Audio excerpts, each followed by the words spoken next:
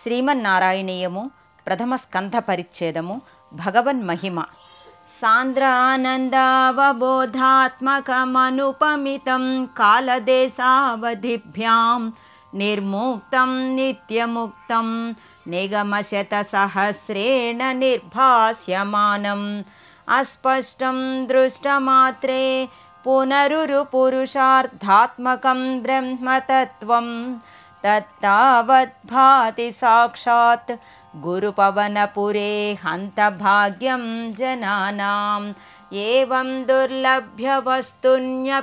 సులభతయా హస్తలబ్ధే యదన్యత్ తన్వా వాచా ధియా వా భజతి బత జనః క్షుద్రతైవ స్ఫుటేయం ఏతే తావద్వయం తు స్థిరతరమనసా విశ్వపీడాపహత్యై నిశ్శేషాత్మానమేనం గురుపవనపురాధీశమేవాశ్రయామః సత్వం యత్తత్పరాభ్యామపరికలనతో నిర్మలం తేన తావత్ భూతైర్భూతేంద్రియైస్తే వపురితి బహుశః శ్రూయతే వ్యాసవాక్యం తత్స్వచ్ఛత్వాద్యదచ్ఛాదిత పరసుఖచిద్గర్భ నిర్భాసరూపం తస్మిన్ ధన్యారమం తే శృతిమతిమధురే సుగ్రహే విగ్రహే తే నిష్కంపే నిత్యపూర్ణే నిరవధి పరమానంద పీయూషరూపే నిర్లీనానేకముక్తావళి సుభగతమే నిర్మల బ్రహ్మసింధౌ కల్లోలోల్లాసతుల్యం ఖలు విమలతరం సత్వమాహుస్తదాత్మా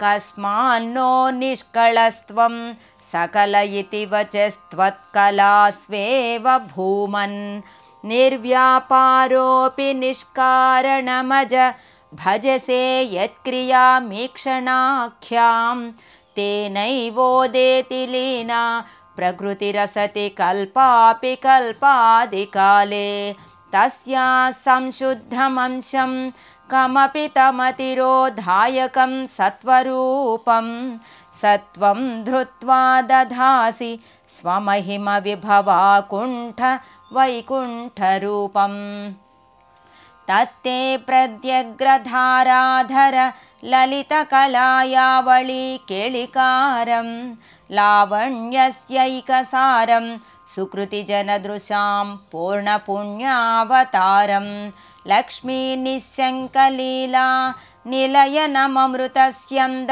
సందోహమంతః సించత్ సంచింతకానాం వపురనుకలయే మారుతాగారనాథ కష్టాతే సృష్టిచేష్టా బహుతర భవఖేదావహ జీవభాజాం ఇత్యేవం పూర్వమాలోచితమజిత మయా నైవ మధ్యాభిజానే నో చేజ్జీవాః కథం వా మధురతరమిదం త్వద్వపుశ్చిద్రసార్ద్రం నేత్రైః శ్రోత్రైశ్చ పీత్వా పరమరససుధాంబోధిపూరే రమేరన్ నమ్రాణాం సన్నిధత్తే సతతమపి పురస్తైరనభ్యర్థితానపి అర్ధాన్ కామానజస్రం వితరతి పరమానంద సాంద్రాం గతిం చ ఇత్థం నిశ్శేషలభ్యో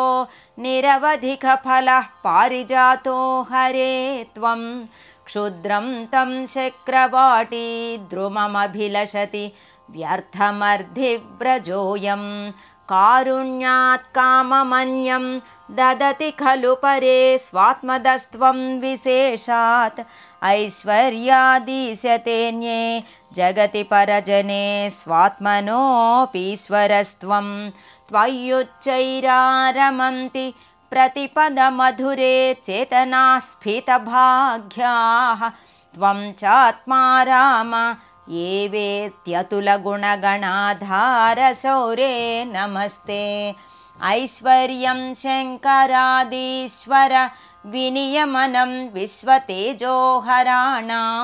తేజస్సంహారి వీర్యం विमलमपि यशो निःस्पृहैश्चोपगीतम् अङ्गासङ्गा सदा श्रीरखिलविदसि न क्वापि ते सङ्गवार्ता तद्वातागारवासिन् मुरहर భగవచ్చబ్దముఖ్యాశ్రయోసి. భగవన్మహిమాను 1వ దశకము సమాప్తము. 2వ దశకము భగవద్రూప భక్తి మహత్వము. సూర్యస్పర్ధి కిరీటమూర్ధ్వ తిలక ప్రోద్భాసి ఫాలాంతరం కారుణ్యాకుల నేత్రమార్ద్ర హసితోల్లాసం సునాసాపుటం గండోద్యన్మకరాభకుండలయుగం కంఠోజ్వలత్కౌస్తుభం త్వద్రూపం వనమాల్యహారపటలశ్రీవత్సదీప్రం భజే. కేయూరాంగదకంకణోత్తమ మహారత్నాంగుళీయాంకిత శ్రీమద్బాహుచతుష్క సంగత గదా శంఖారిపంకేరుహాం కాంచిత్ కాంచన కాంచిలాంఛిత లసత్ పీతాంబరాలంబినీం ఆలంబే విమలాంబుజ ద్యుతిపదాం మూర్తిం తవార్తిచ్ఛిదం యత్రైలోక్యమహీయసోపి మహితం సమ్మోహనం మోహనాత్ కాంతం కాంతినిధానతోపి మధురం మాధుర్యధుర్యాదపి సౌందర్యోత్తరతోపి సుందరతరం త్వద్రూపమాశ్చర్యతోపి ఆశ్చర్యం భువనేన కస్య కుతుకం పుష్ణాతి విష్ణో విభో తత్తాదృంమధురాత్మకం తవ వపుః సంప్రాప్య సంపన్మయీ సా దేవీ పరమౌత్సుకా చిరతరం నాస్తే స్వభక్తేష్యపి తేనాస్యాబత కష్టమచ్యుత విభో త్వద్రూపమానోజ్ఞక ప్రేమస్థైర్యమయాద చాపలబలాచ్చాపల్యవార్తోదభూత్. లక్ష్మీస్తావకరామణీయక హృతైవేయం పరేష్వస్థిరేతి అస్మిన్నన్యదపి ప్రమాణమధునా వక్ష్యామి లక్ష్మీపతే. ఏ త్వధ్యానగుణానుకీర్తన రసాసక్తా హి భక్తా జనాః తేష్వేషా వసతి స్థిరైవ దయిత ప్రస్తావదత్తాదరా. ఏవం భూతమనోజ్ఞతా నవసుధా నిశ్యంద సందోహనం త్వద్రూపం పరచిద్రసాయనమయం చేతోహరం శృణ్వతాం. సద్యః ప్రేరయతే మతిం మదయతే రోమాంచయత్యంగకం వ్యాసించత్యపి శీతబాష్పవిసరైరానందమూర్ఛోద్భవైః. ఏవం భూతతయా హి భక్త్యభిహితో యోగः స యోగద్వయాత్ కర్మజ్ఞానమయాద్ భృశోత్తమతరో యోగీశ్వరైర్గీయతే. సౌందర్యైకరసాత్మకే త్వయి ఖలు ప్రేమ ప్రకర్షాత్మికా భక్తిర్నిశ్రమమేవ విశ్వపురుషైర్లభ్యా రమావల్లభ. నిష్కామం నియతస్వధర్మచరణం యత్కర్మయోగాభిధం తద్దూరేత్యఫలం యదౌపనిషద జ్ఞానోపలభ్యం పునః.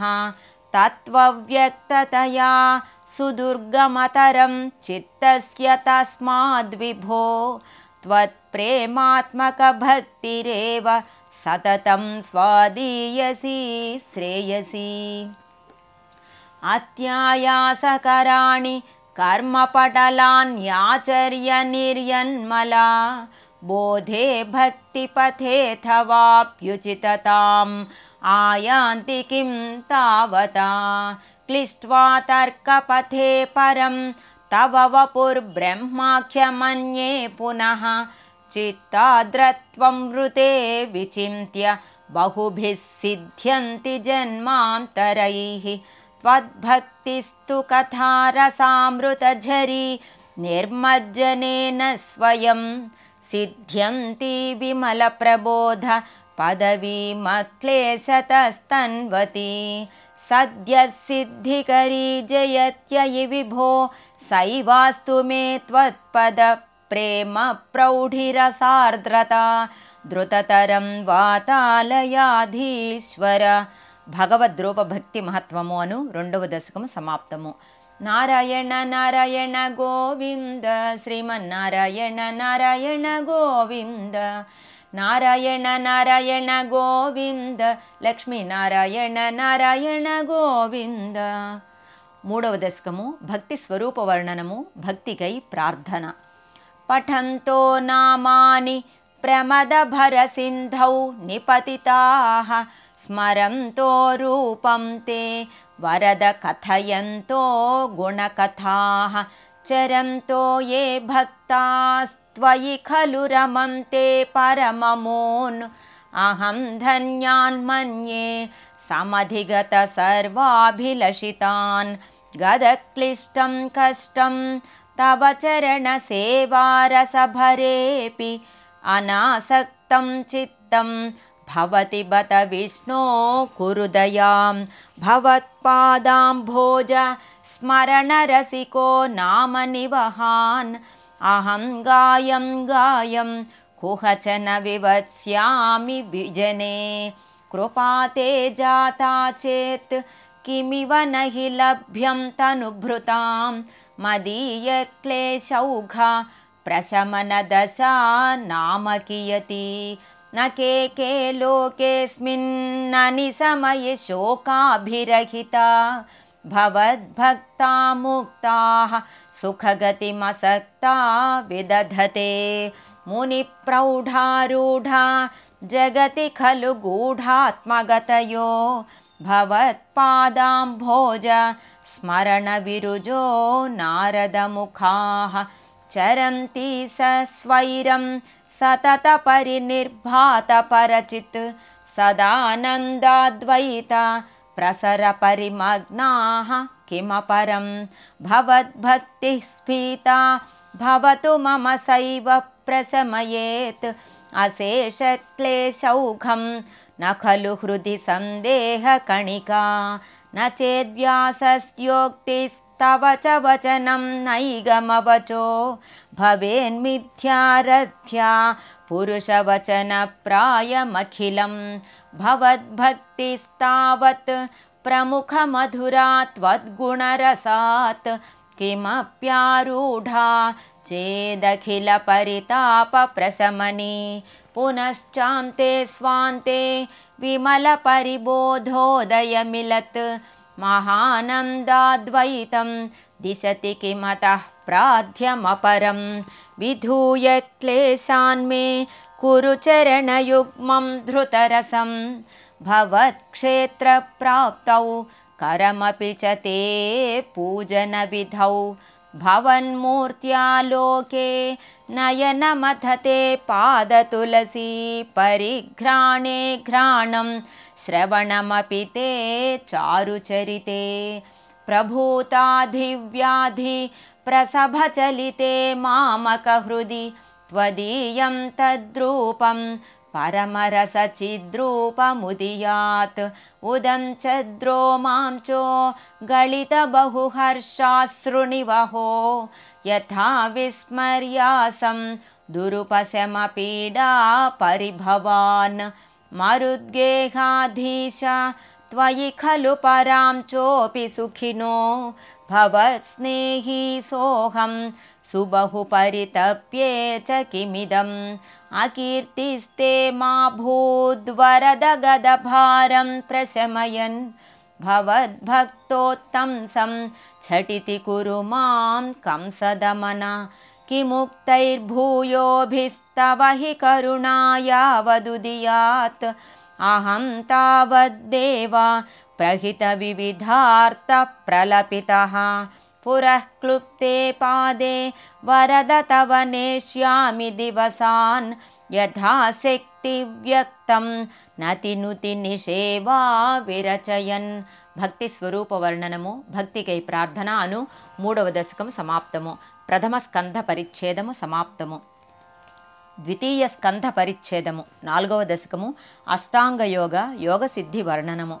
కల్యతాం మమ కురుష్వ తావతీం కల్యతే భవదుపాసనం యయా స్పష్టమష్టవిధయోగచర్యయా పుష్టయాసు తవ తుష్టిమాప్నుయాం బ్రహ్మచర్యదృఢతాదిభిర్యమైః ఆప్లవాదినియమైశ్చ పావితాః కుర్మహే దృఢమమీ సుఖాసనం పంకజాద్యమపి వా భవత్పరాః తారమంతరనుచింత్య సంతతం ప్రాణవాయుమభియమ్య నిర్మలాః ఇంద్రియాణి విషయాదథాపహృత్యాస్మహే భవదుపాసనోన్ముఖాః అస్ఫుటేవ పుషితే ప్రయత్నతో ధారయేమధిషణాం ముహుర్ముహుః తేన భక్తిరసమంతరార్ద్రతాముద్వహేమ భవదంఘ్రిచింతకాః విస్ఫుటావయవభేదసుందరం త్వద్వపుః సుచిరశీలనావశాత్ ఆశ్రమం మనసి చింతయామహే ధ్యానయోగనిరతాస్త్వదాశ్రయాః ధ్యాయతాం సకలమూర్తిమీదృశీం ఉన్మిషన్మధురతా హృతాత్మనాం సాంద్రమోదరసరూపమాంతరం బ్రహ్మరూపమయితేవ భాసతే తత్సమాస్వదనరూపిణీం స్థితిం త్వత్సమాధిమయి విశ్వనాయకా ఆశ్రితాః పునరతః పరిచ్యుతౌ ఆరభేమహి చ ధారణాదికం ఇత్తమభ్యసన నిర్భరోల్లసత్ త్వత్పరాత్మసుఖకల్పితోత్సవాః ముక్తభక్తకులమౌళితాం గతాః సంచరేమ శుకనారదాదివత్ త్వత్సమాధివిజయేతు యః